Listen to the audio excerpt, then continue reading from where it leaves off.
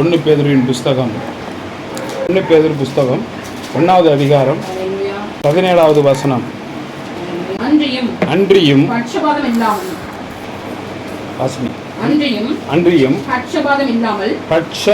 இல்லாமல் போதும். பட்சபாதம் என்று சொன்னால் வேற்றுமை, ஒருத்தவங்களை உயர்த்துறது, ஒருத்தவங்களை தாழ்த்துறது, ஒருத்தவங்களுக்கு கூட செய்யறது, ஒருத்தவங்க குறைச்சி செய்யறது, ஒருத்தவங்க அன்பு செலுத்துறது, ஒருத்தவங்க அன்பு செலுத்தாமல் இருக்கிறது. இங்கே ஆண்டவர் சொல்றார், பட்சபாதம் இல்லாமல் அவனவன் செய்கிற நியாயங்களின்படி நியாயம் தீர்க்கிறவர் ஆண்டவராய் இயேசு கிறிஸ்து.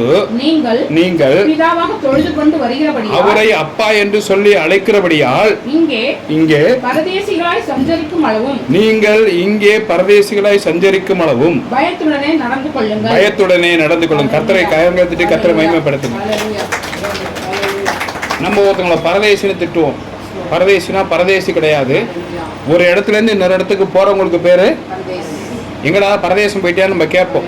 இப்போ நான் இப்போ இங்கேருந்து திருச்சிக்கு போறேன்னா என்ன பண்ற, ஒரு பரதேசம் போறோம். பற்பல இடங்களுக்கு போறதுக்கு பேரு பரதேசம். இங்க ஆண்டவர் என்ன சொல்றாரு, நீங்கள் பிதாவாக தொழுது கொண்டு இருக்கிறபடியால் இங்கே பரதேசிகளாய் சஞ்சரிக்கும் அளவும் போதும். பரதேசிகளாய் என்று சொன்னால் நம்ம போற இடத்துக்கு போறோம், வர இடத்துக்கு வரோம், பல காரியங்களை செய்யறோம். இப்படி நம்ம என்ன பண்றோம், அலைஞ்சுக்கிட்டே இருக்கிறோம். பரதேசிகளாய் சஞ்சரிக்கிறபடியால் பயத்துடனே நடந்து கொள்ளுங்கள். யாருக்கு பயத்துடன் நடந்து கொள்ளணுமா? என்ன, எந்த ஆண்டவருக்கு? என்ன ஆண்டவருக்கு? என்ன ஆண்டவருக்கு பயத்துடன் நடந்துக்கணும்? படிச்சத காதுல வாங்கினீங்களா? மறுபடியும் மேல இருந்து படிங்க. அன்றிய வேணாம், அது இல்லாம படிங்க. பட்சபாதம் இல்லாமல் நல்லா வசனத்தை பாருங்க, வசனத்தை கவனிங்க. பட்சபாதம் இல்லாமல் அவரவர் செய்கிற பாவம் நன்மைக்கு தக்கதாய் நியாயம் தீர்க்கிற ஆண்டவர் இயேசு கிறிஸ்துவை நீங்கள் அப்பாவாக எண்ணி அவரை நோக்கி ஜெபித்துக் கொண்டிருக்கிறபடியால் நீ இங்கே இந்த உலகத்திலே, இந்த பூமியிலே உயிரோடு இருக்கும் நாள் வரைக்கும் பயத்துடனே நடந்து கொள்ளும். இப்ப யாருக்கு பயத்துடன் நடந்துக்கணுமா? கர்த்தர் இயேசு கிறிஸ்து என்ன செய்யறவரு? என்னத்த படிச்சு என்னத்த காதுல வாங்குறீங்க? நியாயம் தீர்க்கிறவரை, அவனவன் செய்கிற கிரியைக்கு தக்கதாய் நியாயம் தீர்க்கிறவரை நீங்க அப்பா, போதும் நீங்க அப்பான்னு ஏற்றுக்கொள்றதுனால இங்கே அவனவன் செய்கிற பாவத்துக்கு தக்கதாய் பலன் அளிக்கிறவரை, நன்மைக்கு தக்கதாய் பலன் அளிக்கிறவரை நீங்கள் பிதா என்று அப்பா என்று கூப்பிடுகிறபடியால் நீங்கள் இந்த உலகத்திலே வாழும் வரைக்கும், சஞ்சரிக்கும் வரைக்கும் அவருக்கு பயத்துடனே நடந்து கொள்ளுங்கள். இப்போ புரியுதா? யாருக்கு பயத்தோட நடந்துக்கணுமா? ஆண்டவராய் இயேசு கிறிஸ்து நியாயம் தீர்க்கிறவரை. நீ ஒரு சின்ன தப்பு பண்ணா கூட உடனே என்ன பண்ணிடுவாருங்க? நியாயம்தான். சரி, இப்போ ஆண்டவர் பிள்ளைங்க மட்டும்தான் நியாயம் தீர்ப்பாரா? மற்றவங்க நியாயம் தீர்க்க மாட்டாரா? எல்லாரும் நியாயம் தீர்க்கிறதுக்கு ஒரு உதாரணம் மெடிக்கல் காலேஜில் படிச்சிருக்காங்க இல்லையா, அவங்க. அப்போ பாருங்க, நம்மளை மட்டும்தான் நியாயம் தீர்ப்பாரா? நம்ம ஆண்டவரை தேடினா நம்மளை மன்னிச்சுட்டு விட்டுருவாரு? அப்படிலாம் கிடையாது. அல்லேலூயா. ஒரு பட்சபாதம் இல்லை என்னிடத்துல, பட்சபாதம் இல்லை. அவனவன் செய்கிற பாவங்கள் நன்மைக்கு தக்கதாய் நியாயம் தீர்ப்பேன்.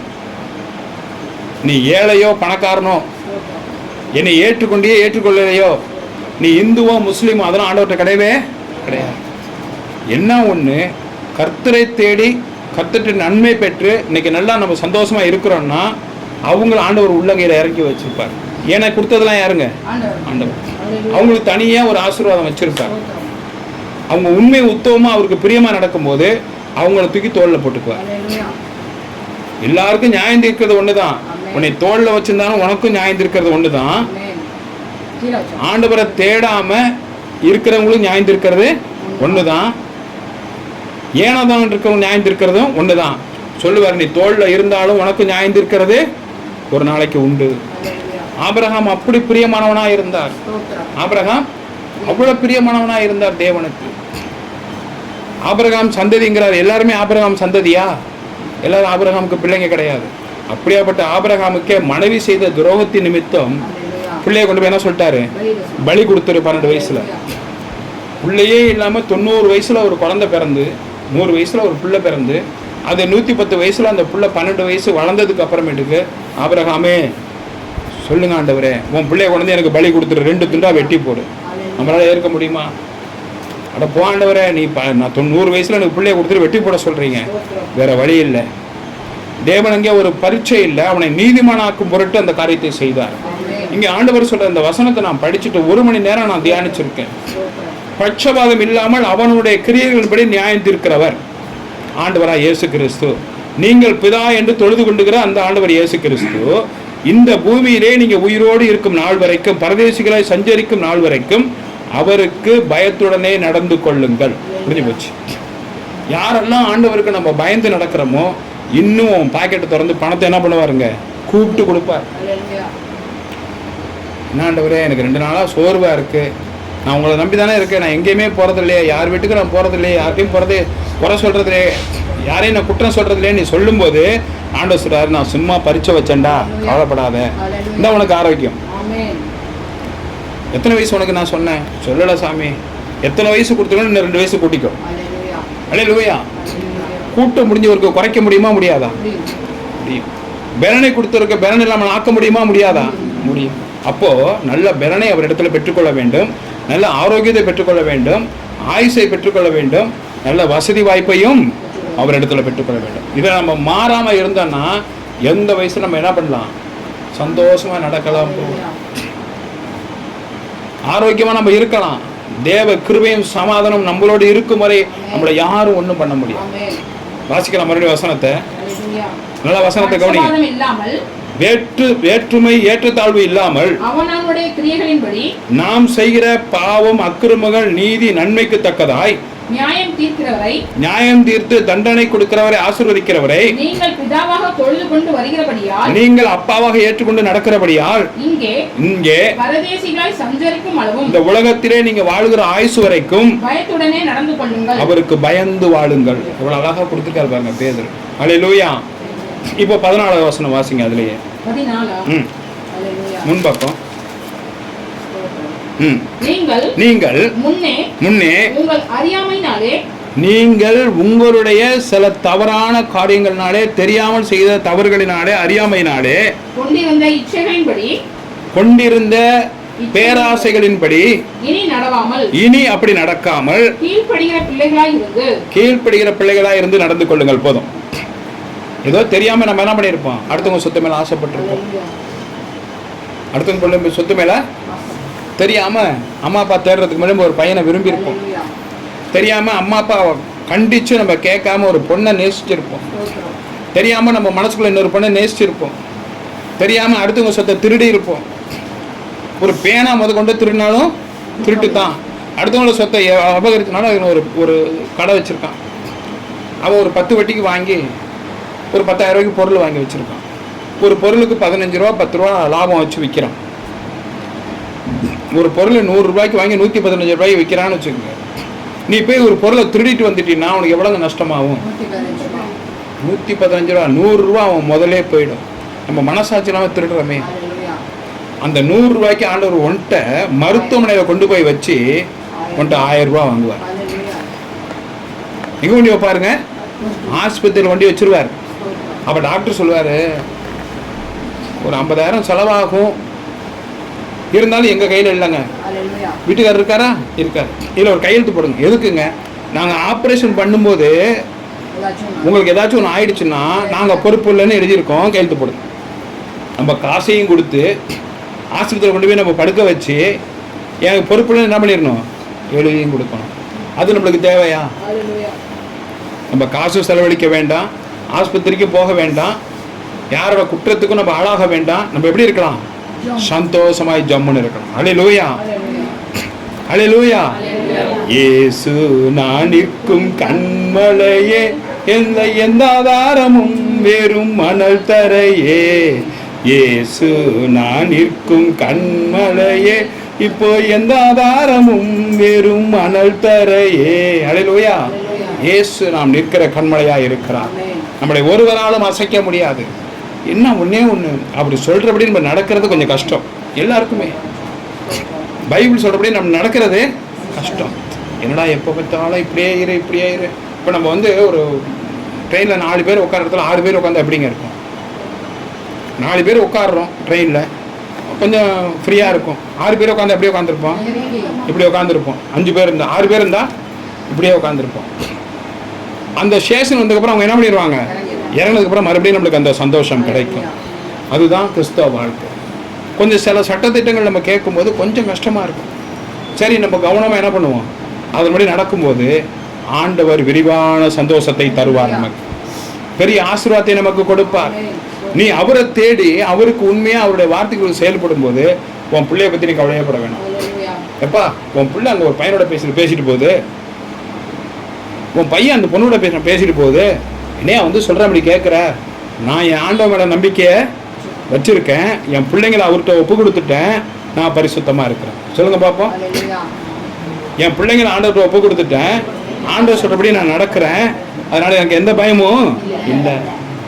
அப்போ கர்த்தர் எல்லாவற்றையும் பார்த்து கொள்வார். கர்த்தர் மேல் பாரத்தை வைத்து விடு, கலங்கி தவிக்காதே, அவரே உன்னை ஆதரிப்பார். 14வது வசனம் மறுபடியும் வாசிங்க. நீங்கள் முன்னே உங்கள் அறியாமையினாலே, நீங்கள் ஆரம்பத்திலே தெரியாமல் செய்த தவறு, அறியாமையினாலே கொண்டிருந்த இச்சைகளின்படி, அதிக பேராசைகளின்படி இனி நடவாமல், அப்படி நடந்து செய்து கொண்ட நேர்ந்து கொண்ட பாவங்கள் இனி வராதபடிக்கு கீழ்ப்படுகிற பிள்ளைகளாய் இருந்து, ஆண்டவர் சொல்ற வார்த்தைக்கு கீழ்ப்படுகிற பிள்ளைகளாய் இருங்கள். போதும். அல்லேலூயா. அப்ப ஆண்டவர் சொல்ற வார்த்தையை நம்ம கீழ்ப்படிஞ்சோம்னா நம்மளுக்கு எந்த பாதிப்புமே. எத்தனை பேர் அதை நம்புறீங்க? இங்க கை தூக்க பார்ப்போம். அல்லேலூயா. அப்ப நம்ம ஆண்டவர் சொல்றதை கேட்டா போதும். நான் மறுபடியும் சொல்றேன், 10 காசு நீ ஆஸ்பத்திரிக்கு செலவழிக்க வேணாம். நான் கூட்டுறேன்னா அந்த தெருவே என்ன பண்ணாது, சுத்தமாகாது. அதனால நம்ம குடும்பத்தை நம்ம நல்லபடியா பார்த்து நேர்மை உண்மையா இருந்தோம்னா தேவன் எல்லாரையும் ஆசீர்வதிப்பார், இந்தியாவை ஆசீர்வதிப்பார், தமிழகத்தை ஆசீர்வதிப்பார். நம்ம ஒரு பயம் இல்லாம வாழலாம். அல்லேலூயா.